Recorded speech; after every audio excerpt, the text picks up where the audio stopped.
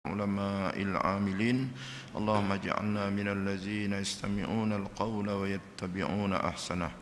الفاتحة. أعوذ بالله من الشيطان الرجيم. بسم الله الرحمن الرحيم.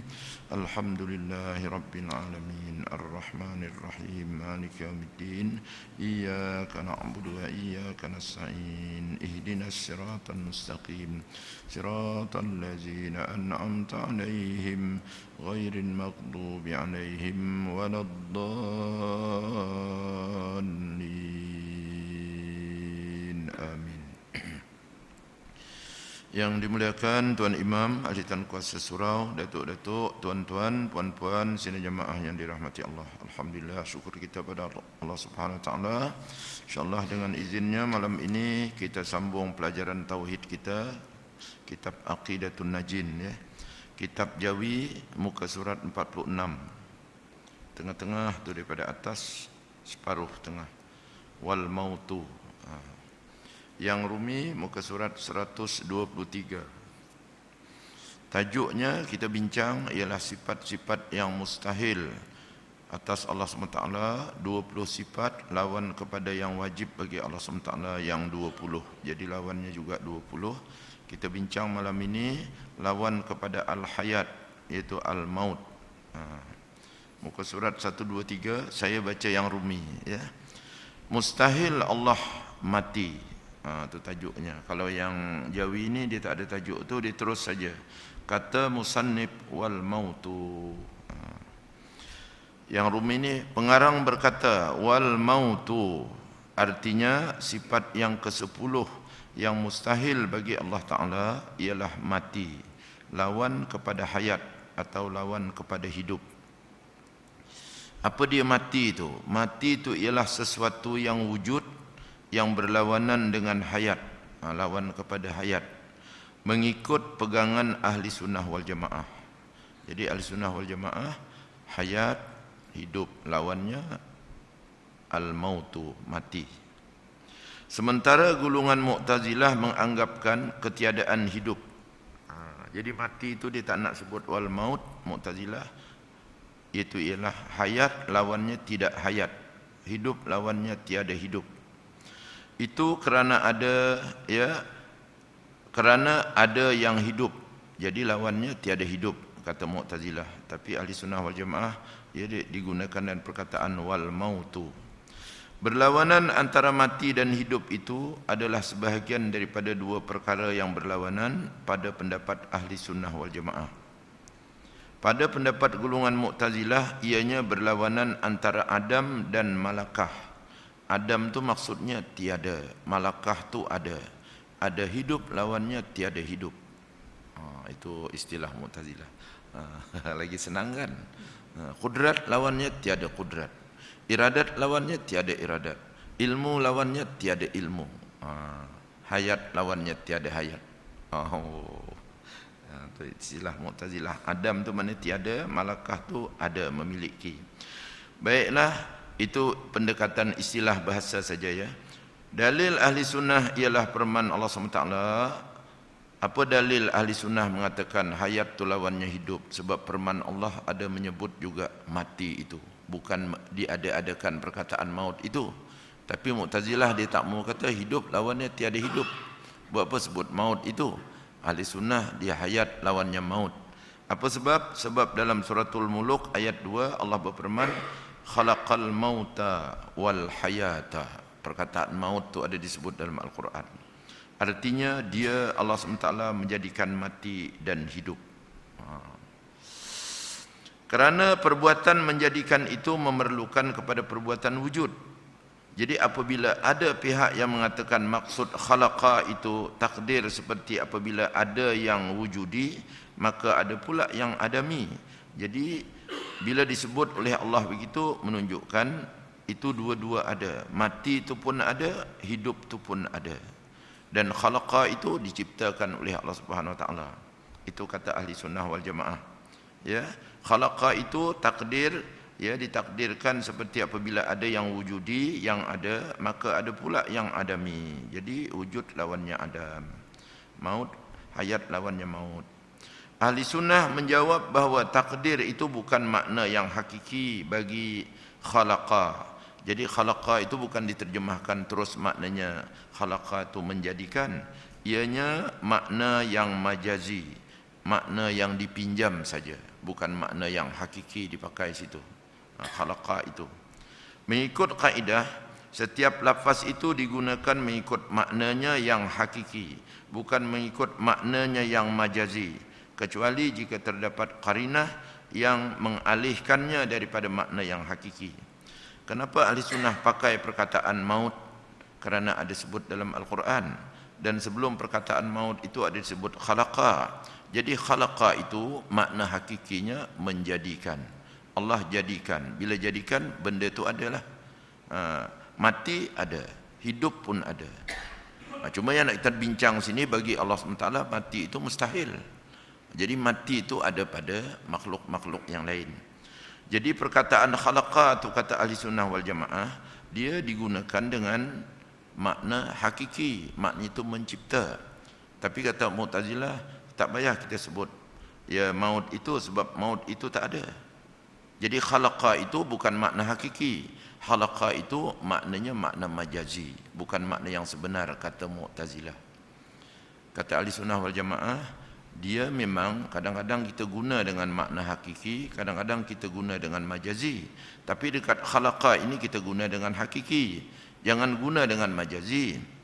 Kalau nak guna dengan majazi, ada tanda-tanda, ada dalil-dalil yang gunanya bukan hakiki, guna majazi. Ini tak ada apa-apa, kita pakai yang hakiki. Buat apa nak majazi-majazi?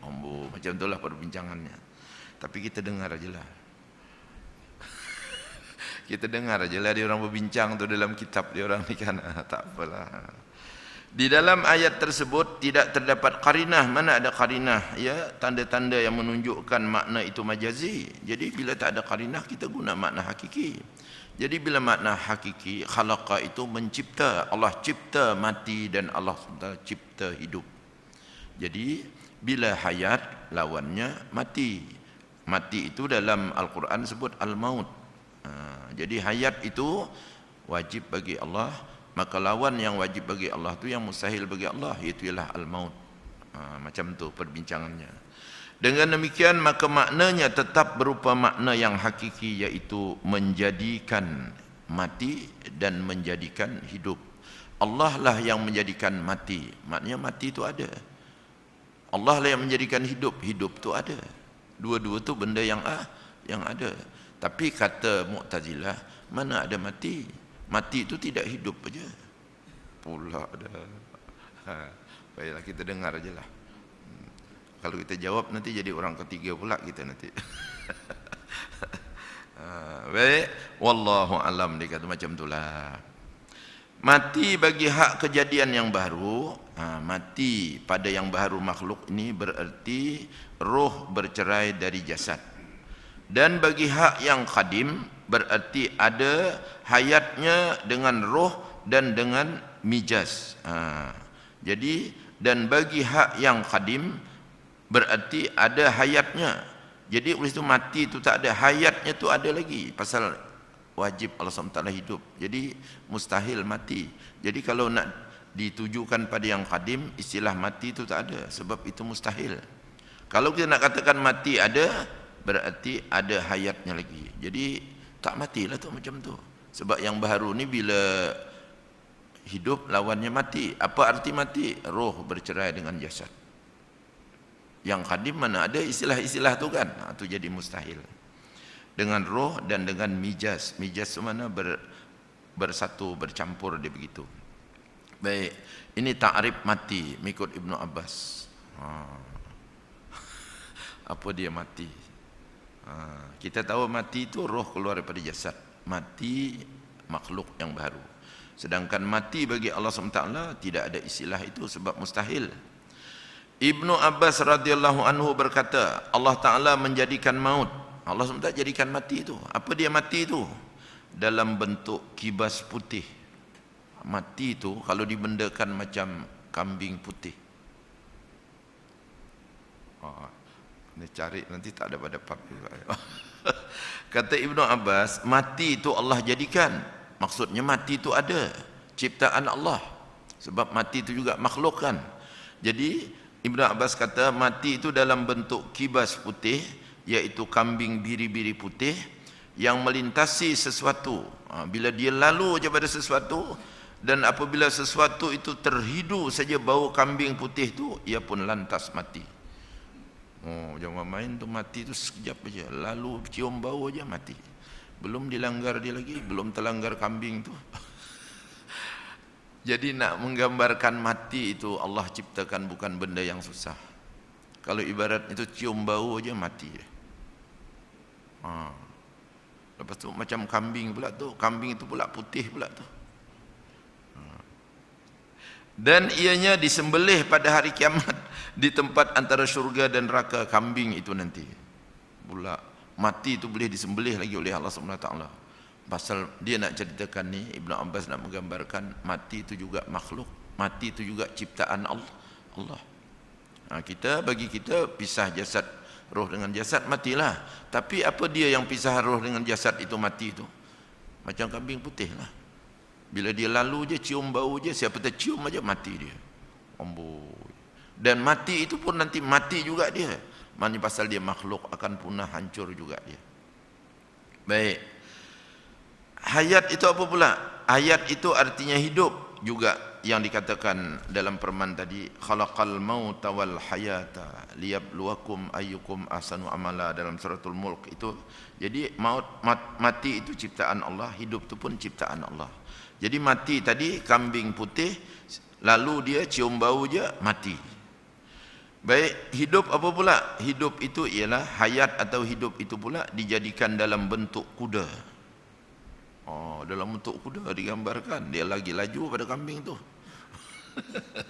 Yang apabila melintasi sesuatu, apa juga sesuatu, dan sesuatu itu disentuh baunya, maka ia lantas hidup. Jadi nak hidupkan itu juga bukan susah. Hidup mati itu semua makhluk ciptaan Allah SWT, dan tak susah bagi Allah. Kalau ibaratnya kan cium bau aja mati, cium bau aja hidup kalau dia nak hidupkan. Masya Allah. Tapi tak boleh digambarkan lah kita itu. Ibnu Abbas gambarkan maksudnya kalau hidup tu lagi mudah, macam kuda laju, kambing mudah juga tapi lambat sikit lah. Kambing ini macam kuda. Baik, kuda yang apabila melintasi sesuatu, bila dilintasi sesuatu dan sesuatu itu disentuh baunya, maka ia lantas hidup. Itu kalau kita rujuk kepada bagaimana kita hidupkan, bagaimana kita dihidupkan di akhirat nanti Allah SWT hidupkan. Yang hidup di dunia ni masing-masing kan dia tak sama, tak serentak. Di sana nanti serentak, bangkit semua. Yang mati ni juga di dunia tidak serentak juga, tapi di sana nanti dihidupkan. Mana laju, sup dia semua, pus, bangkit semua di alam akhirat. Atau kalau diceritakan dalam hadis, kita hidup nanti di alam akhirat, bumi yang baru. Bumi itu rata, bumi itu putih berkilat. Tidak ada sedikit pun kotoran di atas bumi itu, putih bersih. Sebab tidak pernah dilakukan sebarang noda di bumi akhirat. Lain dunia kita ni, tunggang langgang, tinggi rendah. Itu diceritakan banding dunia dengan akhirat, bumi akhirat tu nanti. Baik, ini cerita hidup ni tadi. Tanah bekas tapak kakinya, kaki kuda yang lari yang untuk hidup tadi, telah diambil oleh Musa As-Samiri dan dimasukkannya ke dalam lembaga anak lembu yang dibuatnya, lalu lembaga itu hidup. Itu pun yang dia kan cerita Musa As-Samiri yang Nabi Musa tak ada tu. Dibuat yang patung lembu, boleh hidup pula patung lembu. Tu rupanya diambil tapak kaki yang bekas kuda lari untuk hidup tu. Itu kita pun tak tahu juga ni Ibnu Abbas punya cerita atau apa punya hal. Maksudnya menggambarkan kalau dikehendaki oleh Allah SWT, Musa As-Samiri itu nak menghidupkan anak lembu tu pun dia jadi. Menguak juga lembu tu. Itu wallahu alam, kita pun tak dapat menggambar cerita mati. Yang kita tahu roh pisah dengan jasad je lah. Apa benda mati tu, roh pun tak tahu. Itu yang susah tu. Kalau tahu roh tu boleh tahan juga lah. Tak tahu kita roh. Tapi bila pisah dengan jasad, mati. Itulah makna mati yang kita tahu. Rupanya macam kambing putih, hidup pula macam kuda putih. Baiklah, selesai itu cerita maut, lawan kepada hayat. Mustahil lagi bagi Allah Subhanahu wa taala itu tuli. Jadi kata pengarang wassamamu, ini mudah saja lawan pada sifat 20. Sifat ke-11 yang mustahil bagi Allah taala yaitu tuli ataupun peka, lawan kepada sama yaitu mendengar. Dengar lawannya samam. Sama lawannya ya samam. Mendengar lawannya tuli. Itu mengikut istilah ahli sunnah wal jamaah. Tuli itu sesuatu yang wujud. Tuli itu wujud, Allah SWT ciptakan. Macam mati tadi jugalah. Bertentangan dengan sama, tapi dia berlawanan dengan sama. Sama tu Allah SWT cipta mendengar. Lawan pada mendengar Allah SWT ciptakan tuli. Mengikut pegangan ahli sunnah wal jamaah. Tapi bagi golongan Mu'tazilah pula, ia berarti ketiadaan pendengaran. Dia tak mau sebut samam tu, dia tak mau. Kalau istilah kita susah menghafal lah Ustaz. Mendengar lawannya tak mendengar, selesai. Apa-apa juga. Kalam lawannya tak kalam, sudahlah. Baik, ahli sunnah ni ada dalil-dalil, ada nas-nas apa semua. Dia sebut istilah tu. Jadi bagi golongan Mu'tazilah pula, ianya berarti ketiadaan pendengaran. Kerana adanya yang pendengaran, lawannya tiada pendengaran. Berlawanan antara kedua-dua itu adalah sebahagian daripada berlawanan diddain, dua yang berlawanan mengikut qaul ahli sunnah wal jamaah, ya, tapi merupakan pertentangan di antara Adam dan Malakah mengikut qaul golongan Mu'tazilah.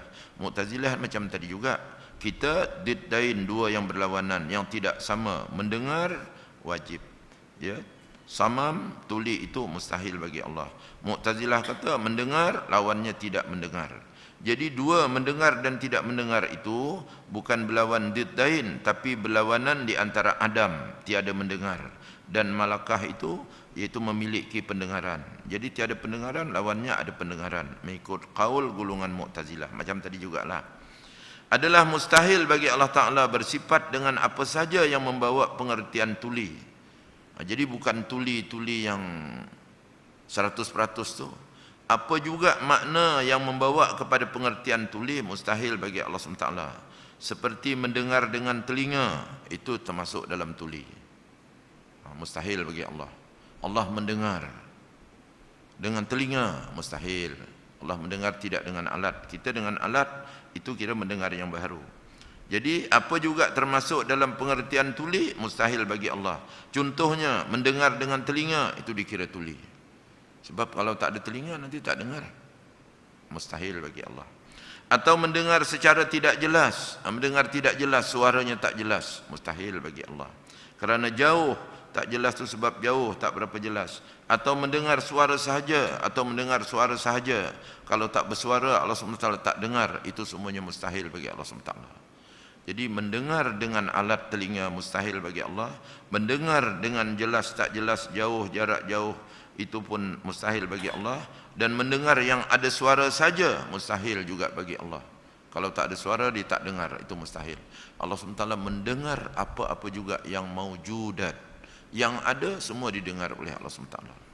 Berbunyi ke tak berbunyi, suara tak bersuara, dekat ke jauh ke, didengar oleh Allah SWT. Itu pengertian yang wajib mendengar bagi Allah SWT. Ini pun mudah juga. Lepas itu teruslah yang ke-12, mustahil Allah SWT buta. Jadi kata pengarang wal ama, sifat ke-12 yang mustahil bagi Allah Ta'ala itu buta. Termasuk buta itu ialah segala yang membawa kepada pengertian buta. Seperti melihat dengan mata, itu dikira buta. Atau terhalang kerana gelap, itu dikira buta. Atau melihat hanya daripada dekat, itu dikira buta. Atau hanya dapat melihat dalam jarak yang sangat dekat, itu dikira buta juga. Atau tidak dapat melihat daripada jauh, itu dikira buta juga. Buta ialah sesuatu yang wujudi juga. Jadi itu yang pengertian-pengertian yang macam tu semua termasuk dalam amma. Bagi Allah SWT mustahil. Artinya mustahil Allah SWT melihat nak guna mata. Mustahil. Melihat Allah tunggu terang, kalau gelap tak nampak. Itu semuanya mustahil. Itu bagi kita, ya, kalau kita melihat tu terang. Bagi Allah itu pun mustahil juga kalau ada terang baru lihat. Sebab Allah SWT melihat apa saja yang maujud, yang ada. Sama ada dalam gelap ke dalam terang, dekat ke jauh ke, kecil ke besar ke, ada cahaya tak ada cahaya, dia lihat semua. Buta itu ialah suatu yang wujud, yang dicipta oleh Allah, berlawanan dengan basar, lawan pada basar. Menurut qaul ahli sunnah wal jamaah, kedua-duanya itu diddain, macam tadi juga, dua yang berlawanan. Basar lawannya ama. Sementara menurut qaul golongan Mu'tazilah ialah ketiadaan basar. Basar itu lawannya bukan ama, lawannya ketiadaan basar atau ketiadaan penglihatan. Kerana ada yang boleh melihat, jadi lawannya tak boleh melihatlah. Maksudnya kata Mu'tazilah macam tadi jugalah. Berdasarkan kepada kata-kata golongan Mu'tazilah, maka kedua-dua buta dan basar itu bukan berlawanan, tetapi hanya berupa adam, satu tak ada melihat, kemudian yang keduanya malakah memiliki penglihatan. Jadi bila ada penglihatan, lawannya tidak ada penglihatan. Itu istilah Mu'tazilah. Jadi dekat sini kalau kita lah yang kurang hafal perkataan bahasa Arab tu, Mu'tazilah ni senang. Kudrat lawannya tidak kudrat. Nak cari apa lawan tak kudratnya bahasa Arab? Al-ajzu. Oh, tak ingat. Kudrat lawannya tak kudrat. Iradat lawannya tak iradat. Kalau ahli sunnah wal jamaah, iradat lawannya al-karahatu. Ilmu lawannya tidak ilmu, Mu'tazilah. Tapi mengikut ahli sunnah, ilmu lawannya al-jahlu. Hayat lawannya tidak hayat, ahli sunnah hayat lawannya al-mautu. Sama, ya, mengikut Mu'tazilah tidak sama, mengikut ahli sunnah wal jamaah lawannya samam. Basar lawannya Mu'tazilah tidak basar, mengikut ahli sunnah ama. Kemudian yang akhir sekali, yang ke-13, mustahil Allah Ta'ala itu bisu. Kata pengarang lagi, wal bukmu, ada istilah bukmu. Kalau Mu'tazilah, kalam lawannya tidak kalam. Selesai. Artinya bukmu itu sifat ke-13 yang mustahil bagi Allah Ta'ala ialah al-bukmu, berarti bisu, lawan kepada kalam. Begitu juga mustahil bagi Allah Ta'ala bersifat dengan sifat-sifat yang membawa kepada pengertian, ya, yang membawa sepengertian dengan seperti bertutur dengan menggunakan mulut dan lidah, mustahil bagi Allah. Berhuruf dan bersuara, mustahil bagi Allah. Macam kalam yang kita bincang dulu. Quran itu kalam lafzi yang sudah diturunkan kepada Nabi kita Muhammad SAW. Arti bisu menurut ahli sunnah wal jamaah ialah perbuatan yang wujud. Bisu itu ada, berlawanan dengan kalam, dan kedua-duanya adalah diddain, dua yang berlawanan. Pada pendapat golongan Mu'tazilah macam tadi juga, al-bukmu itu berarti ketiadaan kalam atau ketiadaan pertuturan. Kerana ada yang bertutur, lawannya tidak bertutur. Kerana adanya yang berkata-kata, lawannya tiada berkata-kata. Dan bagi mereka Mu'tazilah, berlawanan antara kedua-duanya ialah berlawanan antara Adam dengan malakah. Adam itu tiada berkata-kata, lawan bagi malakah memiliki berkata-kata. Macam tu saja. Baik, ini mudah, tak ada susah kan? Apabila dibantah kata-kata pengarang bahawa bisu itu hanya berlawanan daripada segi kalam lafzi, ini yang Quran yang kita bincang dulu. Bisu itu, bukmu itu, ya, adalah berlawanan daripada segi kalam lafzi saja, bukan kalam nafsi yang kita maksudkan. Jadi melawani bisu kalam nafsi itu tidak ada bisu. Yang bisu itu melawani pada kalam lafzi saja. So, kalam lafzi itu kan yang Quran yang kita sebut tu ada lafaz, ada suara, ada huruf. Itu lawan al-bukmu itu. Kalau kalam nafsi itu tidak ada istilah-istilah berlawanan dia dengan bisu tu. Sebab dia tak ada huruf, tak ada suara. Jadi ada yang buat komentar lah pada yang ditulis oleh pengarang ni. Kalau tuan cakap bisu itu, maknanya bisu itu tak bercakap. Sebab kita faham bila bercakap tu ada huruf, ada suara. Jadi bisu tu Tak bercakap, tak ada huruf, tak ada suara kan, senyap aja. Itu lawan kalam lafzi, dia kata bolehlah. Kalau yang kalam nafsi itu memang dia tak ada huruf, tak ada suara, jadi nak lawan dengan bisu apa? Pasal pengertian bisu tu lawan kepada yang ada huruf, ada suara. Jadi apa dijawab oleh pengarang? Maka jawapannya ialah sebagaimana bisu itu dikatakan sebagai hakikat kepada tidak boleh bertutur. Ianya dikatakan juga dari segi majaz tentang ketiadaan kalam nafsi. Bila tak ada kalam nafsi, ya maksudnya kalam lafzi lah. Sebab kalam nafsi itu kita dulu dah bincang, Quran yang dikatakan firman Allah SWT itu kalam nafsi, tak ada huruf, tak ada suara. Jadi dijawab, dikata maka jawapannya ialah sebagaimana bisu itu dikatakan sebagai hakikat kepada tidak boleh bertutur. Bisu itu ianya dikatakan juga daripada segi majaz. Jadi perkataan itu bukan makna hakiki, itu makna majazi, makna yang pinjaman tentang ketiadaan kalam nafsi. Jadi bila tak ada kalam nafsi, maknanya bisu lah. Dan inilah yang dikehendaki di sini, kata pengarang. Kalau nak dihujah itu dijawablah. Lepas tu tak ada lagi orang berani tanya. Jadi kita lagi tak berani tanya kan. Jangan tanya sebab saya tak dapat jawab juga. Dia ialah benda-benda ni kan, perkataan kadang orang komen nak menguatkan, kod ada ruang-ruang boleh nanti kekeliruan, tidak, dikata. Di sini yang digunakan bukmu bisu itu bukan makna yang hakiki, makna yang majazi, makna pinjaman saja. Sebab dia melawani kepada kalam itu yang ditakrifkan sebagai dia bertutur. Kalam itu bertutur. Kita bila bertutur itu tergambarlah ada suara, ada bunyi dan sebagainya kan. Jadi macam mana bukmu itu dilawankan dengan itu? Itu kalam lafzi bolehlah. Kalau kalam nafsi mana huruf ada suara. Jadi nak dilawankan dengan apa? Jadi kata pengarang, ya betul. Tapi kita katakan bukmu itu kita ambil maknanya bukan makna hakiki yang bisu betul-betul tu. Iaitulah makna pinjaman saja untuk memberikan gambaran lawan kepada kalam itu. Sebab betul kalam nafsi macam Quran yang kita bincang dulu, tak ada huruf, tak ada suara, tak ada bunyi, tak ada apa, nak dilawan dengan bisu dengan apa? Itu pun dia tak huruf, tak ada suara juga kan. Kalau bisu tu lawannya tak ada huruf, tak ada suara. Kalam nafsi pun tak ada huruf, tak ada suara. Apa bisu ke? Tidak, dia kata tidak begitu. Maksudnya bukmu itu dari majazi tentang ketiadaan kalam nafsi. Jadi bukmu itu maknanya bisu kerana hendak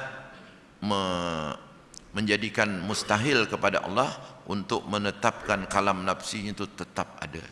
Bukan maknanya kalam nafsi itu nanti sama dengan bisu tu kan. Kan kalam nafsi tak ada huruf, tak ada suara. Bisu pun tak ada huruf, tak ada suara juga. Lawan apa tu? Yang itu tu kan sedikit ada tu. Dibetulkan oleh pengarang. Boleh tu. Kan ta'rif kalam nafsi dulu. Kalamullah laisat biharfin wala sautin. Tidak ada huruf, tak ada suara. Itu kalam nafsi kan. Baik bila bukmu itu bisu. Bisu juga. Bisu. Tak ada bunyi, tak ada huruf, tak ada suara. Jadi sama ke macam tu. Jadi yang bisu di sini dikata kita gunakan dengan majazi, perkataan pinjaman untuk jangan dinafikan tentang kalam yang nafsi itu. Jadi disebut bukmu. Macam tu istilah sedikit dia pun dibetulkan satu perkataan. Alhamdulillah. Baiklah, selesai lawan sifat ma'ani. Jadi sifat ma'ani 7, kudrat, iradat, ilmu, hayat, sama, basar, kalam. Maka lawannya juga mustahil 7, al-ajzu, al-karahatu, al-jahlu, al-mautu, ya. Lepas tu samamu, ama dan al-bukmu, itu lawannya. Lepas tu yang akhir sekali pula lawan-lawan sifat maknawiyah. Terus saja, ini mudah juga. Ya, kata pengarang bila selesai lawan ma'ani, maka lawan maknawiyah pula apa dia? Maka pengarang pun berkata wa atdadus sifatil ma'nawiyati wadihatun min hazihi. Dan lawan-lawan sifat maknawiyah itu jelas ternyata daripada ini, iaitu daripada semua lawan sifat-sifat ma'ni. Maksudnya kalau itu lawan sifat ma'ni dan itu jugalah lawan sifat maknawiyah. Kerana ma'ni dengan maknawiyah itu berlazim-laziman. Kalau kudrat lawannya al-ajzu, maka kaunuhu ta'ala qadiran lawannya ya kaunuhu ta'ala ajizan. Begitulah, jelaslah dia kata. Maksudnya, apabila anda tahu lawan sifat kudrat itu ialah lemah, nescaya anda tahu pula bahawa lawan keadaan qadiran itu yang berkuasa, iaitu ialah keadaan yang lemah. Macam itu sajalah. Apabila anda tahu lawan sifat iradat itu ialah karahah, benci, nescaya anda tahu pula lawan keadaan muridan, kaunuhu ta'ala muridan itu ialah keadaan yang karihan, iaitu tidak berkehendak. Demikianlah seterusnya. Itu kalau seterusnya itu kalau dulu buat kerja rumah siapkan, minggu depan hantar. Dia buat 2 saja, yang 5 tu buat sendiri. Jadi maknanya apa lawan kaunuhu ta'ala aliman, kaunuhu ta'ala jahilan. Apa lawan kaunuhu ta'ala hayyan, kaunuhu ta'ala mayitan.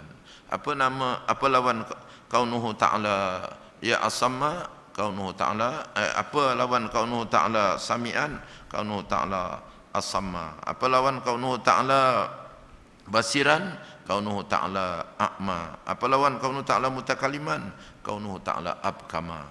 Macam itulah. Itu dikata kiaslah. Demikianlah seterusnya. Artinya di sini ialah sifat ke-14 yang mustahil bagi Allah Ta'ala ialah keadaan yang lemah itu membuat sesuatu yang mungkin, dia tak boleh membuat yang mungkin, mustahil. Ini lawan pada kaunuhu ta'ala qadiran. Sifat ke-15 pula yang mustahil bagi Allah Ta'ala ialah keadaannya tidak berkehendak, iaitu lawan kepada kaunuhu ta'ala muridan. Sifat ke-16 yang mustahil bagi Allah Ta'ala ialah keadaan yang jahil, iaitu lawan keadaannya aliman.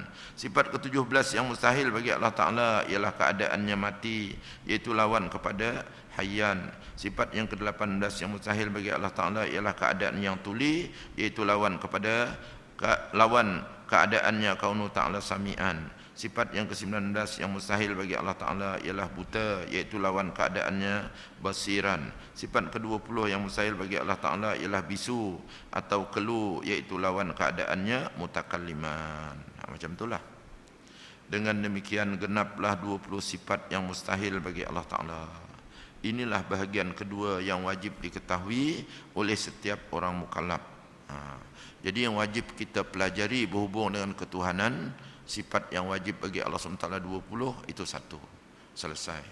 Yang kedua wajib kita ketahui sifat yang mustahil bagi Allah SWT lawan pada yang 20 itu 20 juga, selesai sampai sini. Jadi 2 perkara dah selesai. Yang wajib kita ketahui secara tafsil, secara detail atau secara terperinci, agar kita tidak menafikan Tuhan bersifat dengan segala sifat yang tidak layak baginya. Jadi bila kita belajar sifat mustahil, mudah-mudahan kita jangan sedikit pun ada menganggap dan mengiktikadkan Allah SWT itu ya bersifat dengan sifat-sifat yang 20 yang mustahil ni. Sebab yang 20 ni semua tak layak bagi Allah SWT. Begitu. Barang siapa mengiktikadkan Tuhan ada bersifat dengan salah satu daripada sifat-sifat yang mustahil, yang 20 yang baru siap kita bincang ni, baginya bagi Allah SWT itu, nescaya ia jadi kafir. Wal-iazubillah. Kecuali orang-orang yang mempunyai alasan yang dihalalkan oleh syarak. Kecuali orang yang ada hujah yang dibenarkan oleh syarak. Siapa dia? Seperti baru memeluk agama Islam, belum faham lagi kaunuhu ni, tak faham. Baik, dalam pengertian tidak mendengar tadi, tidak mendengar, mungkin kalau baru masuk Islam dia tahulah tidak mendengar. Tapi kalau mendengar dengan telinga pun termasuk tidak mendengar juga. Kan tadi kan, mungkin itu dia tak faham lagi. Dia kata Tuhan tu mendengar dengan telinga, macam mana agak besar telinganya pula kan. Dia tak tahu itu mustahil. Tapi kalau tak mendengar tu dia tahu. Mungkin itulah tu. Kalau itu dia alasan baru masuk Islam, boleh lagi. Tapi kita ni dah lama Islam, jangan. Tak maaf punya. Atau tadi mendengar yang ada suara saja, itu termasuk tak mendengar juga. Allah SWT dia mendengar, ada suara ke, tak ada suara ke, jauh ke, dekat ke, Ada alat ke tak ada alat, semua didengar oleh Allah SWT. Mungkin itu tak detail, dimaafkan. Itu ada dalil yang dibenarkan oleh syarak. Siapa dia? Maksudnya dia tak jadi kafir kalau dia salah anggap macam tu. Orang-orang yang baru memeluk agama Islam. Minta maaf tuan-tuan saya cakap kalau dalam bahasa tauhid. Kita ni pun kalau lambat kita belajar tauhid, sebenarnya kita belum akil balik lagi tu. Dalam istilah tauhid. Kalau dalam istilah fikah, akil balik tu had umur 9 tahun atau 11 tahun. Kalau dalam tauhid, kalau kita tak dapat memahami ketuhanan itu, kita pun belum akil balik juga lagi. Tapi bukan akil balik umur, akil balik akal. Boleh tak tu? Pasal dalam tauhid dia ilmu akal. Kalau tak dapat memahami, maknanya belum berakal lagi tu. Itu bahasa orang tauhid. Yang akil balik, yang fikah tu kita tahulah, sampai had umur mukallaf. Tapi kalau dalam tauhid tak faham juga lagi tu, belum akil balik tu lagi. Tapi bukan akil balik umur, akil balik akal. Akalnya belum menjangkau lagi. Oleh sebab itu tauhid ni ilmu akal. Jadi bila sampai zia umur tu, akal kita sudah dapat menanggapi tentang ketuhanan ini macam tu. Jangan ada tersilap-silap lagi.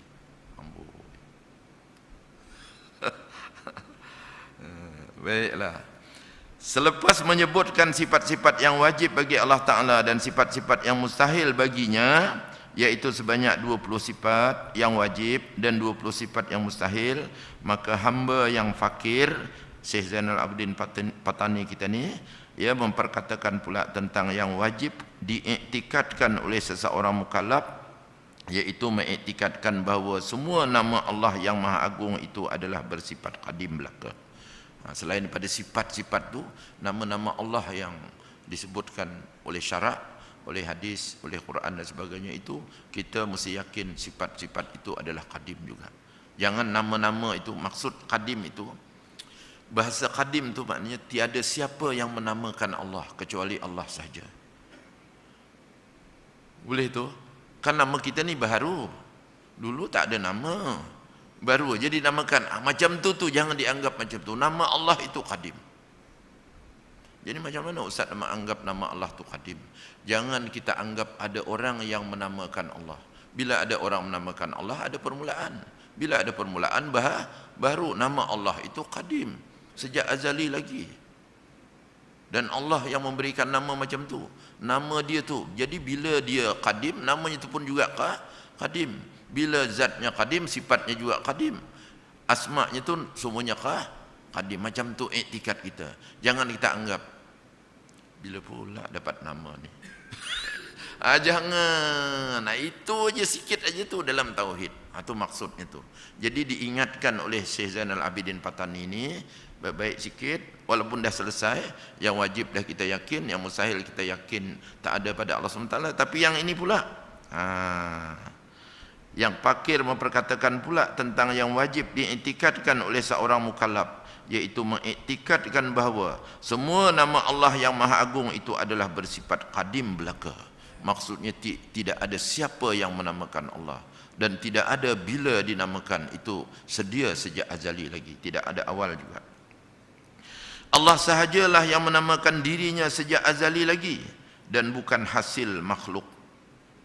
Jangan kata pula, jangan macam tu. Nama-nama yang 99 nama tu.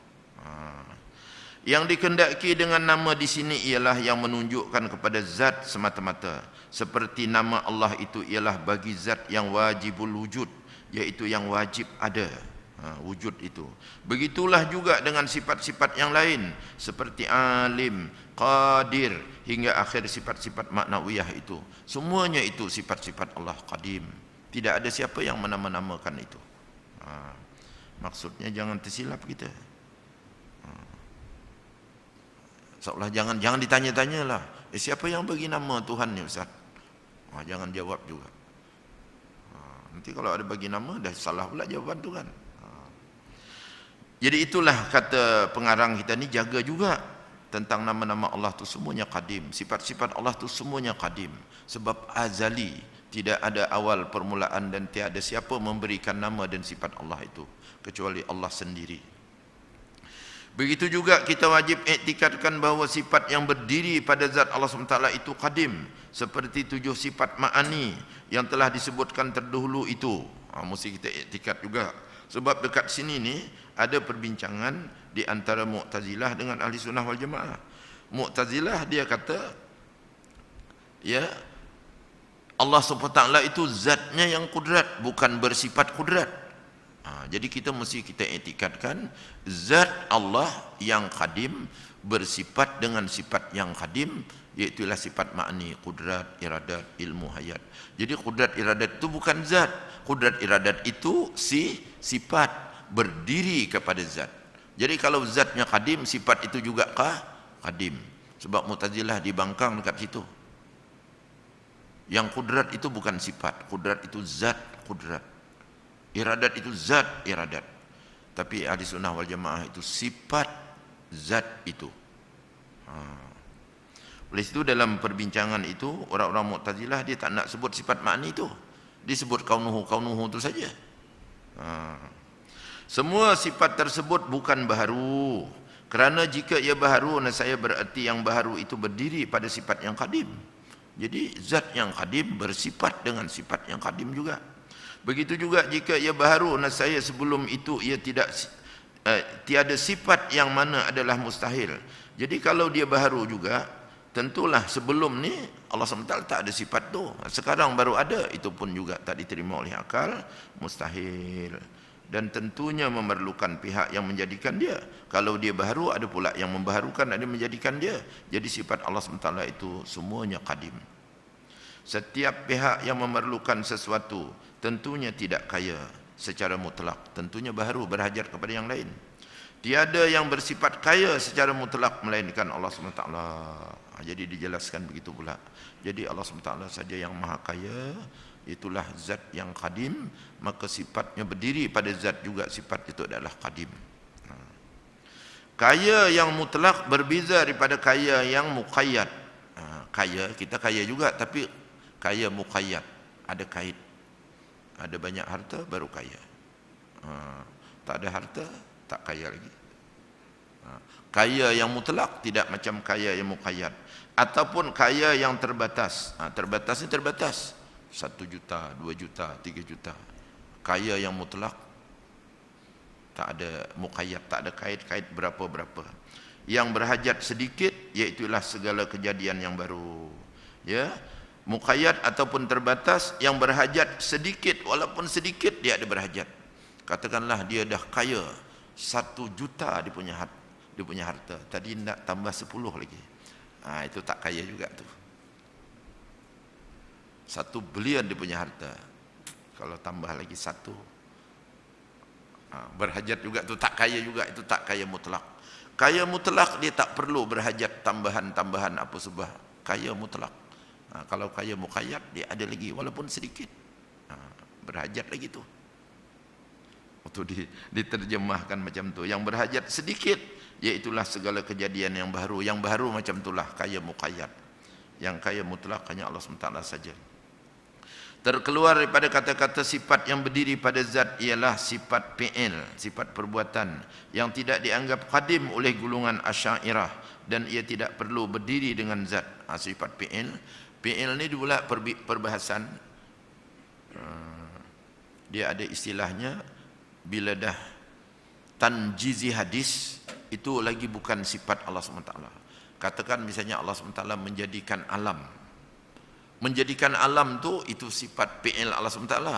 Tapi bila alam ni sudah jadi, tanjizi hadis, mana yang baharu ni sudah ada, itu bukan lagi dah sifat Allah SWT. Sebab sifat Allah SWT berdiri pada zat. Nanti kalau sifat Allah SWT, pindahlah di sini. Terputuslah dengan Allah, macam itulah. Jangan dianggap macam tu. Itu bila sudah berlaku kepada yang baharu ini, itu sudah jadi baharu dia. Jadi perbuatan Allah, af'al Allah kepada makhluk-makhluk yang sudah terjadi ini, istilah dalam tauhid ini sudah tanjizi hadis, yang baharu ini sudah ada, itu jangan lagi dikatakan perbuatan Allah. Sebab perbuatan Allah itu qadim, berdiri pada zat yang qadim. Yang ini itu kesannya. Itu dinamakan dulu ta'alluq. takluk tanjizi ke takluk suluhi ke. Itu pula. Itu nak memahamkan tentang sifat Allah SWT. Takut nanti bila kita anggap dia ada pada alam ni bercerai dengan zat Allah SWT. Padahal sifat itu dia tidak berpisah dengan zat. Itu macam tu. Boleh tak tu istilah yang tu? Sebab ini juga kadang-kadang Mu'tazilah ditanya tu, awak punya tauhid tak betul lah. Mu'tazilah tu ditanya ahli sunnah punya tak betul. Kadang-kadang kalau dalam kitab lain tuan-tuan, Mu'tazilah ni disindir pandangan ahli sunnah wal jamaah, kamu ni ibarat himar berpelana. Pasti ahli sunnah jawab pula dengan syair dia, kamu mengata kami himar berpelana, padahal kamu himar lagi hebat dan berpelana lagi kuat. Maknanya mengelak-ngelak aja bila ada itu kan. Ini bab-bab yang macam ni lah. Tauhid ni tuan, ini yang kita belajar kita lah. Ini kita dah faham tu pun okey. Yang diorang ni lagi mendalam sampai satu patah perkataan tu pun jangan ada sedikit yang membawa kepada yang tak layak bagi Allah SWT. Sampai himar berpelana digambarkan.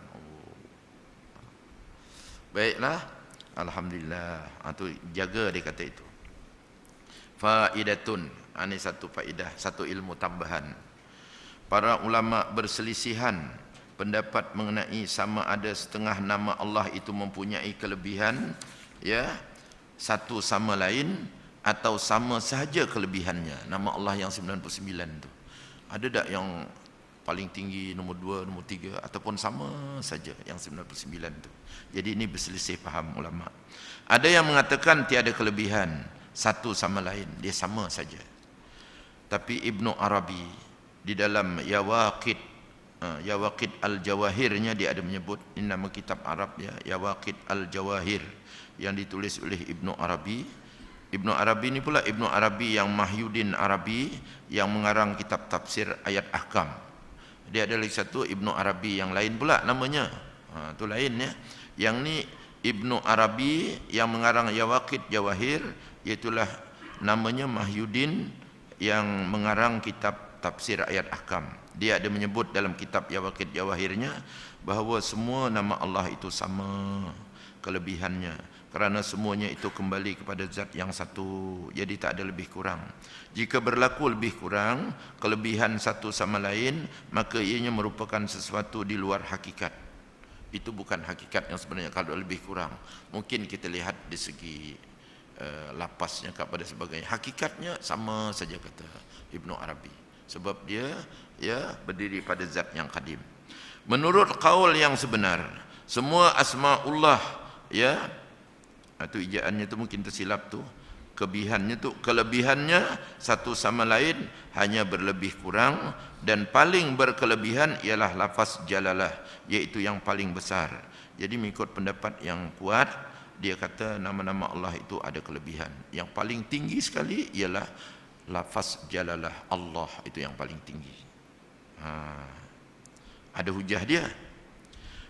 Sidi Ali Wafa radhiyallahu anhu mengatakan, ini mengikut pendapat yang nama-nama Allah tu ada kelebihan, ada tinggi nombor 2, nombor 3 tu. Apa yang disebutkan oleh Ibnu Arabi tadi tak ada kelebihan. Kalau ada kelebihan tu di segi luaran saja, hakikatnya sama saja. Jadi mungkin dilihat juga pada luaran ini. Mengikut Sidi Ali Wafa radhiyallahu anhu mengatakan, kelebihan asmaullah satu sama lain itu hanya berlebih kurang, tidak sama, ada yang lebih kurang.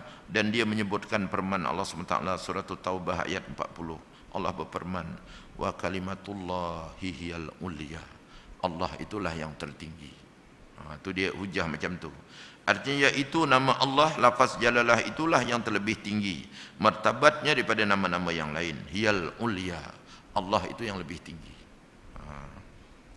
Katanya lagi, bandingannya ialah firman Allah SWT. Ini Sidi Ali Wafa kata, suratul Ankabut ayat 45. Wala zikrullahi akbar. Sesungguhnya sebutan nama Allah itu paling besar. Wala zikrullahi akbar, Allahu akbar. Zikir kita Allah itu lebih besar lagi daripada sebutan nama yang lain daripada Allah. Nama yang lain daripada Allah, lain pada Allah itu. Macam tu hujahnya. Melihat kepada ayat ini.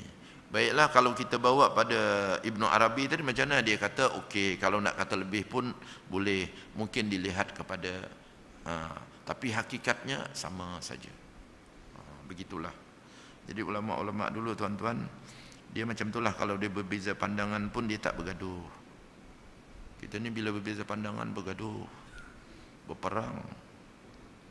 Itu yang jadi masalah tu. Jadi orang awam habislah.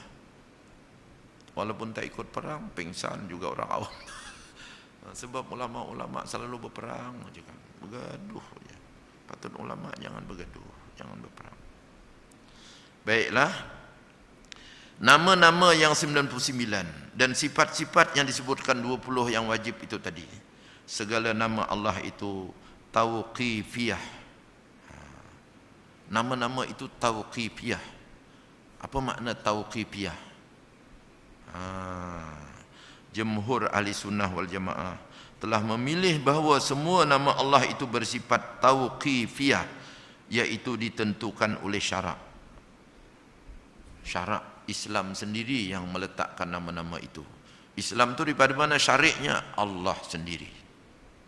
Itu namanya tauqifiyah. Bukan ada cadangan-cadangan, bukan ada syur-syur, bukan ada bawa daripada ranting pergi kepada cawangan.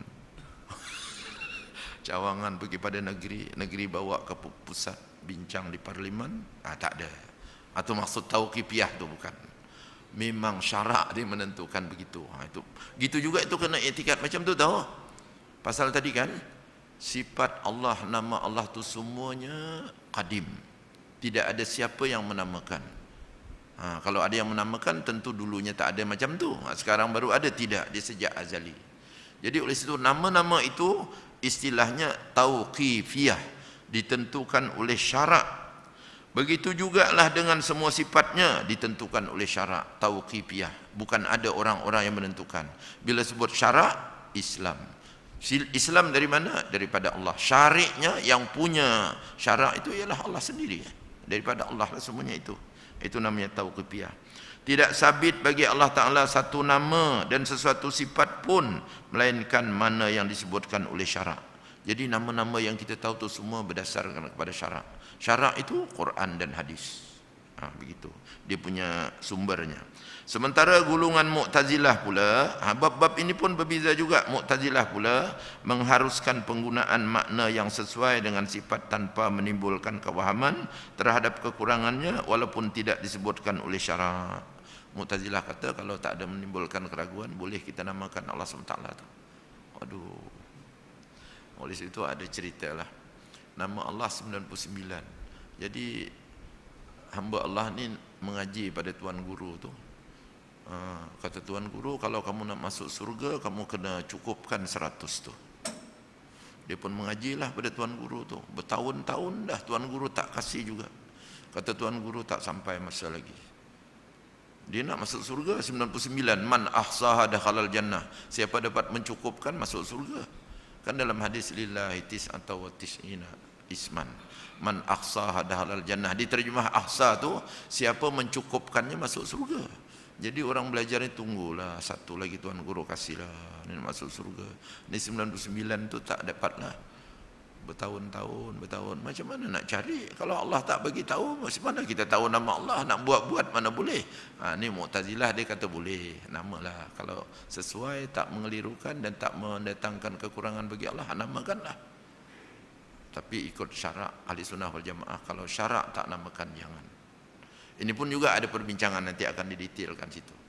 Jadi cerita tadi, ahsa itu bukannya mencukupkan. Man ahsa dakhalal jannah. Siapa dapat memahami pengertian setiap satu nama Allah itu dan mengamalkan mengikut tuntutan nama-nama itu, dia akan masuk surga. Kalau mencukupkan 100 tambah 1 aja cukuplah. Bukan. Ahsa itu maknanya siapa dapat menghinggakan sampai apa yang dikehendaki oleh Allah, maknanya itu, dan kita hayati mengikut apa yang dikehendaki atau dituntut oleh nama-nama yang 99 itu, maka masuk surga lah. Bulat-bulat lah. Macam tu. Tapi diterjemahkan siapa yang cukupkan 100 masuk surga. Jadi murid tunggulah 2-3 tahun, tak ada juga bagi, tak ada juga bagi. Nak bagi macam mana? Tak ada, tak tahu. Itu namanya tauqifiyah. Semua disebut oleh syarak. Qadi Abu Bakar Al-Baqilani cenderung ke arah pendapat ini. Macam Mu'tazilah tadi boleh juga dia kata. Sementara Imam Al-Haramain berpegang kepadanya. Imam Haramain pun boleh juga dia kata. Imam Haramain dulu saya ceritakan kan, Al-Juwaini itu kan. Dah ceritakan dulu kan ulama kita yang ada karamah. Jadi imam satu masa sembahyang Jumaat di Mekah dan Madinah, dia imam satu hari baca khutbah sama. Atau digelar Haramain, dua tanah haram. Itu antara karamah yang Allah SWT beri. Baik, itu cerita dulu Juwaini ini. Jadi Abu Bakar Baqalani pun dia sama dengan pandangan Mu'tazilah. Imam Haramain pun sama. Imam Al-Ghazali telah menyebut secara terperinci dengan mengharuskan sifat yang menunjukkan kelebihan pada zat dan menegah nama-nama yang menunjukkan yang menunjukkan. Al-Ghazali kata telah menyebut secara terperinci dengan mengharuskan sifat yang menunjukkan kelebihan pada zat dan menegah nama yang menunjukkan diri zat. Kalau kita namakan Allah menunjukkan ya kelebihan pada zat tak apa. Tapi kalau nama yang menunjuk diri zat, kata Al-Ghazali, jangan buat.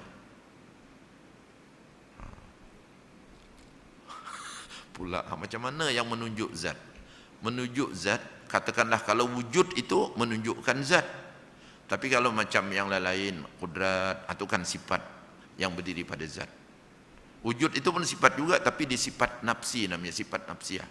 Kalau ada macam tu kata Al-Ghazali boleh. Tapi kalau sifat-sifat macam salbiah, ma'ani, manawiyah itu jangan buat. Sebab itu sifat yang berdiri pada zat, bukan menunjuk kepada diri zat. Kalau yang menunjuk pada diri zat boleh. Kalau yang menunjuk pada kelebihan pada Allah SWT boleh. Kalau menunjuk pada diri zat, jangan pandai-pandai menamakan Allah SWT. Itu Al-Ghazali punya pendetilan. Boleh tu?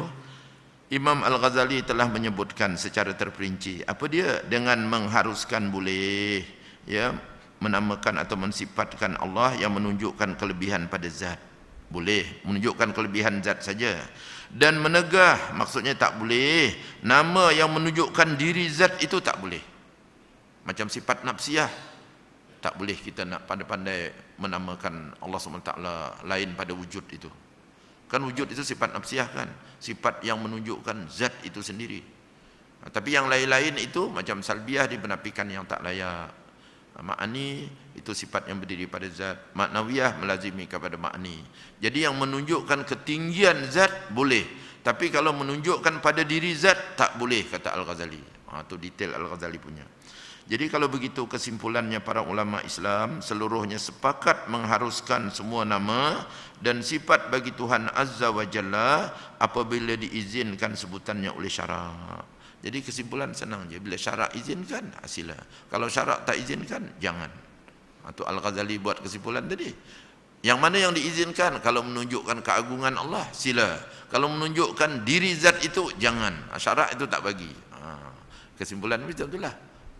Jadi kalau diizin oleh syarak sila. Dan ditegah menyebutnya apabila syarak menegahnya. Kalau syarak menegah jangan buat. Jadi yang mana yang ditegah? Menunjukkan diri zat jangan. Menunjukkan kelebihan zat boleh. Mereka berbeza pendapat andainya tiada keizinan dan tiada tegahan. Jadi yang berbeza tu yang tak ditegah dan tak diizin. Yang ditegah tadi semua akur jangan. Yang diizin hasilkan. Tapi ini tak ditegah dan tak diizin. Itu situ yang berbeza pula tu. Ya, yang menjadi pilihan jumhur. Jadi kebanyakan ulama, jumhur ulama ialah tegahan. Jadi kalau tak diizin, tak ditegah, nak pilih mana? Pilih ditegahlah, selamat. Jadi janganlah menamakan. Itu jumhur ulama pilih macam tu.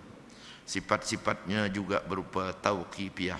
Sebab sifat-sifat Allah semuanya tauqifiyah, ditentukan oleh syarak. Jadi kalau ikut jumhur ulama jangan susah-susahlah. Kalau tak dibenarkan jangan menama-namakan, jangan mensifat-sifatkan. Kalau dibenarkan silakan. Tapi dia bahas pula yang kami berbeza ni diizin pun tidak, dilarang pun tidak. Jadi macam mana nak buat, kata jumhur. Kalau diizin tidak, dilarang tidak, kira dilarang aja lah, jangan buatlah, senang, selamat. Itu cantik hujung itu kan perbahasan tu. Baik, selesai. Nama menunjukkan zat. Tu yang sifat nafsiah tu, nama yang menunjukkan zat, sifat yang menunjukkan makna tambahan bagi zat. Tu tengok. Apa beza nama dan sifat? Ni agak akademik sikit ya.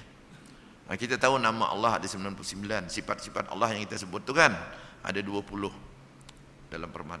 Apa beza nama dengan sifat?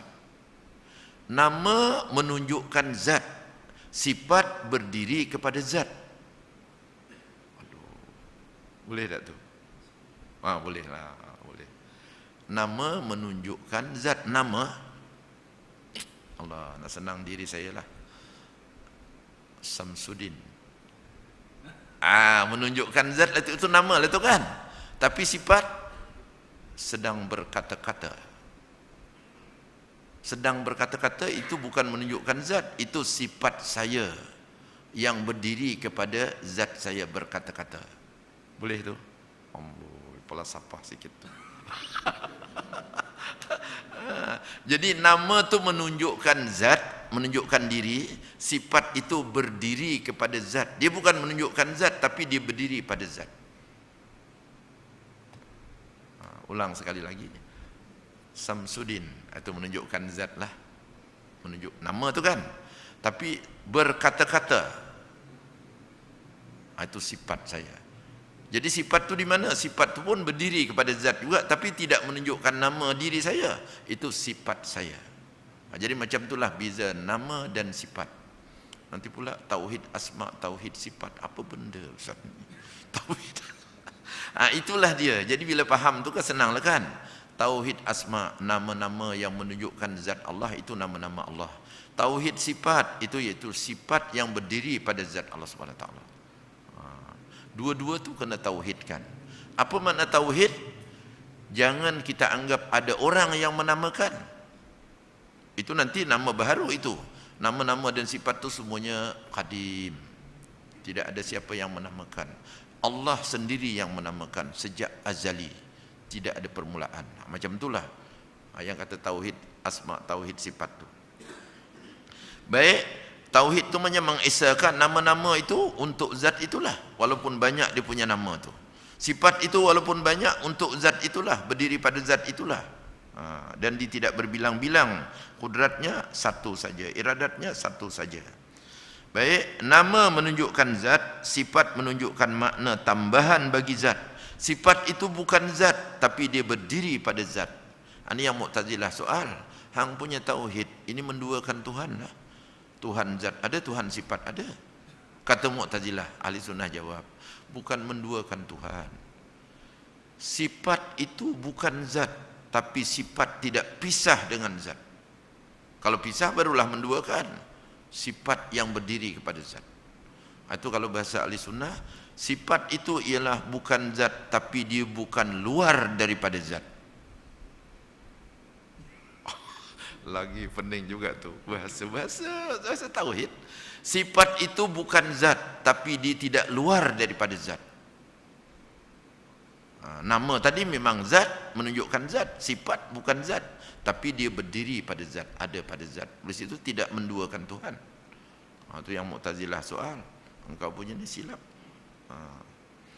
Arti taufiqiyah ialah sebutan sifat Allah Ta'ala itu bergantung kepada mana yang diperolehi daripada Al-Quran atau As-Sunnah yang sahih atau yang hasan, kalau hadis itu yang hasan, atau daripada ijma' yang juga dikira berbeza daripada sunnah yang daif. Ijma' ulama' ini juga lagi kuat daripada hadis yang daif. Jadi kita ambil daripada ijma' ulama', jangan ambil daripada hadis yang daif. Kalau hadis paling kurang hasan ataupun sahih. Kalau Quran itu dah memang mutawatir dah. Tapi kalau hadis daif, kita pilih yang ijma' ulama'. Jadi daripada ijma' ulama' yang sepakat para ulama'. Jika dikatakan perkara ini merupakan amalan hati, ya, iaitu mengiktikadkan isim nama Allah itu, isim itu satu daripada nama-nama Allah SWT. Dan jika dikatakan perkara ini sebahagian daripada amalan yang kita lakukan dan kita katakan bagi Allah SWT itu, maka sunnah yang daif memada untuk demikian, kerana hadis yang daif itu digunakan untuk fadailul a'mal. Baik, dalam perbincangan tauhid, katakanlah nama Allah itu, ini ada dua tahu nama Allah, katakanlah yang 99 nama Allah itu kan, dia ada dua. Kalau untuk iktikad keyakinan, kita pegang dengan Quran, nasnya daripada hadis yang hasan atau sahih atau ijma' para ulama. Kalau kita iktikad itu nama Allah. Tapi kalau untuk beramal nama-nama Allah misalnya lah kan, ini contoh sajalah. Siapa yang mengamalkan ya qawi ya qawi ya qawi ya qawi ya qawi misalnya 1000 ditiupkan sini, urutkan pinggang ni, tak sakit pinggang. Untuk beramal itu walaupun hadis dhaif boleh, bukan mengiktikadkan namanya itu untuk mengambil fadilat amalan tu. Kalau ada hadis dhaif boleh. Boleh tak tu, ni dia punya fakta yang sini kan. Jadi kalau untuk mengiktikadkan, meyakinkan itu nama Allah, sumbernya mestilah daripada Quran, daripada hadis sahih, daripada hadis hasan dan daripada ijma' para ulama. Hadis dhaif jangan pakai. Tapi kalau nama-nama Allah itu untuk beramal, ada hadis dhaif yang menjelaskan pun silalah amal. Katakan misalnya ya qawi ya qawi ya qawi ya qawi ya qawi ya qawi ya qawi ya qawi ya qawi ya qawi 1000. Misal itu untuk fadailul amal. Sila kalau dapat hadis dhaif. Boleh tu. Jadi hadis dhaif ni diguna untuk beramal, bukan diguna untuk iktikad. Untuk iktikad mestilah hadis hasan atau paling kurang, dan yang baik-baik lagi hadis sahih lah. Kalau Quran tu dah memanglah maksudnya begitu. Jadi jangan terus buang juga hadis dhaif, hadis dhaif, hadis dhaif. Untuk fadailul amal boleh. Untuk iktikadi janganlah, atau maksudnya begitu. Sementara qiyas seperti ijma' ulama tidak ada yang dhaif. Kalau qiyas juga sama dengan ijma' ulama. Ijma' ulama kuat, tidak ada dhaif. Qiyas juga tidak ada dhaif. Jadi itu pula perbezaan. Ini pula macam bincang usul fiqh pula tuan-tuan. Sumber hukum kita tuan-tuan ada 4. 1 Quran, yang kedua hadis, yang ketiga ijma' ulama, yang keempat qiyas. Baik, Quran ini dah kira mutawatir, dah itu tak dibincang. Hadis ini pula ada peringkat-peringkat dia. Hadis sahih sahaja, hadis hasan sahaja untuk iktikad. Tapi ada hadis dhaif. Hadis dhaif boleh untuk fadailul amal, fadilat-fadilat. Tu kawan-kawan kita yang banyak yang fadilat-fadilat itu, tu banyak hadis-hadis dhaif tu untuk beramal sila. Adapun ijma' ulama ini lebih kuat daripada hadis dhaif. Qiyas juga lebih kuat daripada hadis dhaif sebab dia tidak ada dhaif ini. Bila ijma' ulama itu sepakat kuat. Bila qiyas dikiaskan dengan apa yang telah ada sumbernya itu jadi kuat. Itu dia nak terangkan dekat sinilah. Tentang nama-nama Allah ni, ya, nama-nama asma' Allah itu, kalau untuk iktikad ini nama Allah, cari sumber yang kuat. Tapi kalau untuk beramal jumpa, sila amalkanlah walaupun hadis dhaif, atau maksudnya begitu. Baik, dia kata tadi, sementara qiyas seperti ijma' ulama tidak ada yang dhaif, dan kepadanya dikiaskan wahib kepada wahab. Jadi bila begitu, nama Allah yang kita jumpa Wahab, Yal Wahabul Qahar itu kan, boleh tak kita namakan dia Wahib? Boleh, atas jalan qiyas. Sebab qiyas itu bukan hadis yang hadis dhaif tadi. Boleh kita qiyas, sebab itu melalui qiyas. Sebab Wahab itu dengan Wahib dia punya maknanya tu tepat gitu. Cuma Wahab tu dia sirat mubalaghah, Wahib itu dia biasa saja. Tapi yang memberi itu sama. Ada qiyas macam tu. Jadi Wahab ada, Wahib pun boleh dibuat. Itu menamakan secara qiyas. Setengah pihak melarang digunakan qiyas dalam perkara ini. Jadi itu yang berbeza ulama tu, yang tak ada larangan, tak ada apa semua, tapi jumhur kata jangan dikira-kias lah. Kalau tak ada, tak adalah. Ada ulama kata boleh. Ada setengah mengatakan yang ada kita jumpa nama Wahab, Wahib mana ada. Jadi jangan buat-buat. Tapi kata ulama boleh sebab itu qiyas. Qiyas itu tidak ada keraguan lagi. Di dalam Syarah As-Saghir, pengarang mengatakan, pengarang kita ni dia ada membuat kitab juga, Syarah As-Saghir, Zainal Abidin Patani, dia mengatakan yang zahirnya ia berkemungkinan menimbulkan kewahaman. Kalau kita kias-kias nanti menimbulkan kewahaman oleh salah satu daripada dua yang bersamaan. Nanti yang mana nak pakai, wahab ke wahib ke? Padahal yang dalam tauqifiyah ada wahab, walaupun wahib itu maknanya sama dengan wahab itu. Jadi nanti kesamaran. Jadi Zainal Abidin Patani ini pun dia ambil macam jumhur lah. Jadi kalau tak ada larangan, tak ada suruhan, kita ambil macam dilarang je lah. Jangan buat je lah, selamat. Tetapi dua yang bersamaan tidak semestinya menimbulkan kewahaman. Dijawab pula, kalau dua bersamaan tidak menimbulkan kewahaman kepada yang satu lagi, seperti alim dan arif.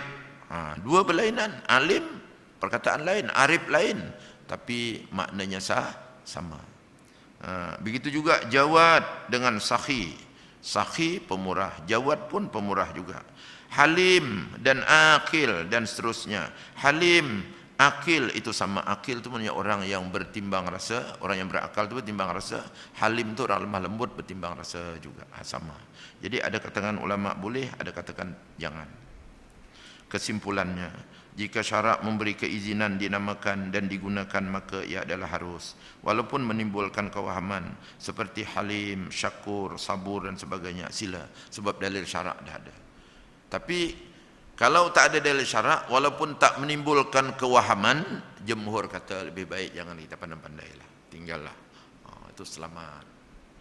Kalau menimbulkan kewahaman tapi syarak dah meletakkan, itu terpulang dah syarak letak. Itu namanya tauqifiyah tadi. Baik, sabur itu mewahamkan, ada susah payah. Tengok, ini dalam pengertian, ini dalam istilah lah, tapi juga dalam iktikad tahu.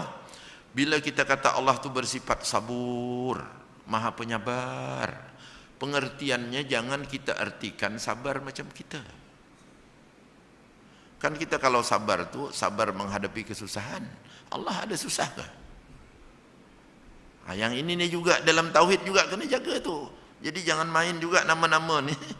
Maksudnya jangan nak dibiasakan itulah yang nak menambah-nambah ataupun mengkias-kias, jangan. Jadi yang selamatnya sudah disebut oleh Al-Quran, hadis sajalah. Contoh dia kata, sabur itu mewahamkan ada susah payah. Sebab bila kita sebut sabur, bersabar maknanya menghadapi ujian lah tu kan. Allah, sedangkan Allah mana ada susah payah. Bagi pihak Allah Ta'ala tak ada macam tu, kerana kesabaran itu bererti menahan diri dengan susah payah. Sabar itu kita menahan diri susah payah. Allah SWT ada susah payah ke? Jadi apa makna sabur bagi Allah SWT? Baik, itu yang Asmaul Husna yang 99 tu. Kalau belajar dikuliahkan itu 99 kali kuliah tu. Kali 1 jam 99 jam baru selesai itu. Sebab dia ada makna tersendiri.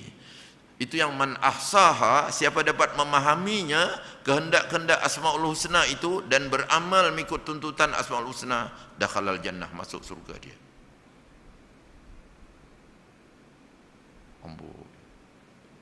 Boleh tu? Nanti minta ustaz-ustaz tolong kuliahkan Asmaul Husna tu ustaz. Dan fadilat fadailul a'malnya pula kuliahkan. Takut semua jadi dukun pula nanti. Baiklah. Jadi sabur jangan digambarkan sabur dalam pengertian kita. Sabur bagi Allah apa maknanya? Tetapi bagi pihak Allah Ta'ala ialah ditafsirkan sebagai tidak segera menyiksa orang-orang yang derhaka. Sabur, Allah SWT tak siksa terus orang derhaka. Nanti di akhirat sabur. Jangan macam kita sabar, tabah hati menghadapi kesusahan, kepayahan. Lain kan? Jadi jangan, itu tu kalau dikuliahkan tu kena man ahsaha dakhalal jannah tu. Jangan diartikan macam kita pengertian sabar. Jadi sabar bagi Allah SWT, dia sabar menangguhkan siksaan kepada hamba-hamba yang derhaka. Syakur mewahamkan kebajikan sampai pada seseorang. Kan kalau syakur bersyukur itu maknanya kebajikan dapat, yang baik-baik dapat, itu jadi bersyukur. Allah macam tu ke? Siapa nak bagi kebajikan bagi Allah? Jadi kerana artinya banyak bersyukur kepada orang yang melakukan kebaikan kepadanya serta ihsan itu pada kita. Yang semuanya itu datang daripada Allah SWT. Itu yang suruh bersyukur. Jadi sifat Allah, nama Allah Syakur itu apa maksudnya? Bagi hak Allah Ta'ala ialah ditafsirkan sebagai membalas sedikit ketaatan dengan derajat yang banyak. Orang buat sikit saja dibagi tidak terhingga. Itu namanya Syakur. Nama Allah yang Syakur. Bukan macam kita dapat sesuatu, alhamdulillah, terima kasih, terima kasih, terima kasih. Bukan main ngangguk banyak, terima kasih, terima kasih, terima kasih, terima kasih. Jadi Allah tidak macam tu. Syakur Allah SWT, hambanya buat sikit diberikan ganjaran yang tidak terhingga. Itu maknanya. Dan membalas amalan baik yang dilakukan dalam beberapa hari dengan beberapa nikmat di akhirat tanpa perhinggaan masanya. Ataupun buat beberapa hari jadi dunia tapi balasannya tidak terhingga selama-lamanya duduk dalam surga. Itu syakurnya itu. Dikatakan juga makna syakur bagi Allah Ta'ala itu membalas kesyukuran hamba. Bila hamba bersyukur dia balas. Ada yang mengatakan dia memuji orang yang mentaatinya. Syakur itu juga memuji hamba-hamba yang mematuhi dan mentaatinya. Halim itu menimbulkan kewahaman juga bahawa ada orang yang menyakiti Allah SWT. Halim tu lemah lembut, pemaaf je. Ada orang nak buat. Tak, itu kita. Sedangkan yang sebenarnya tiada siapa yang dapat menyakiti Allah Ta'ala. Oleh itu halim ditafsirkan bagi Allah Ta'ala yang dia tidak segera menyiksa orang yang derhaka kepadanya. Macam sabur tadi juga. Begitu jugalah pengertian dengan lafaz sabur sama. Kata-kata seorang itu tidak dapat menyakiti Allah Ta'ala tidak boleh dicanggah dengan sabda Rasulullah SAW. Tak ada siapa yang boleh menyakiti Allah. Tapi ada dalam hadis pula. Siapa yang menyakiti aku, menyakiti Allah. Jadi apa makna hadis ni pula? Bercanggah pula. Pula diturunkan pula itu. Jadi dia kata bahawa barang siapa yang, ni hadis Nabi, menyakiti seorang Muslim berarti menyakitiku. Dan barang siapa menyakitiku berarti menyakiti Allah SWT. Jadi apa maknanya tu? Padahal tak ada siapa boleh menyakiti Allah. Ini adalah kerana maksud hadis ini ialah perbuatan menyakiti tersebut dilakukan ke atas diri Nabi tetapi tidak sampai kepada Allah SWT. Kenapa disebutkan menyakiti Allah? Bukan sakit pada Allah, pada diri Nabi saja. Tapi disebutkan menyakiti Allah menunjukkan jangan main-main, Allah nanti balas. Terlungkup kamu menyakiti Nabi, menyakiti orang mukmin misalnya, macam tu. Bukan sampai kepada Allah, dia punya maksud yang sebenar itu. Baiklah, jauh lagi ke tempat berhenti ni.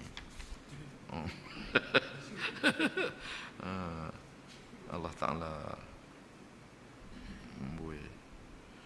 Terdahulu telah disebutkan bahawa orang yang berpegang kepada pengertian zahir ayat-ayat mutasyabihat dan hadis-hadis yang mutasyabihat menjadi kafir.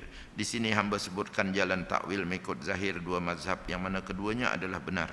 Mazhab Salafi dan Khalafi. Jadi kita berhenti dekat sinilah. Pasal ini tajuk ayat mutasyabihat pula, bukan nama-nama dan sifat Allah. Macam itulah ya.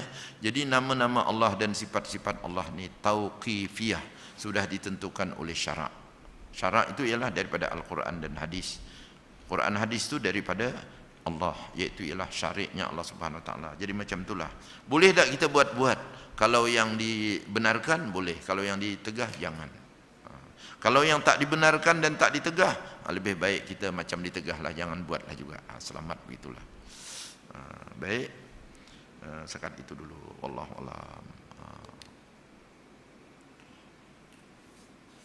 Tak ada peluang pertanyaan kot. Kita sampai 9 lebih saja. Nanti akan datanglah kalau ada simpan dulu bulan depan. Baik, sekat itu saja. Wallahu a'lam. Kita tangguh dengan surah Wal-As. Subhanakallahumma bihamdika asyhadu an la ilaha illa anta astaghfiruka wa atubu ilaik. Subhanakallahumma bihamdika asyhadu an la ilaha illa anta astaghfiruka wa atubu ilaik. Subhanakallahumma bihamdika asyhadu an la ilaha illa anta astaghfiruka wa atubu ilaik. Bismillahirrahmanirrahim. Wal 'asri innal insana lafi khusrin illa allazina amanu wa 'amilus salihat wa tawasaw bil haqq wa tawasaw bis sabr. Sadaqallahu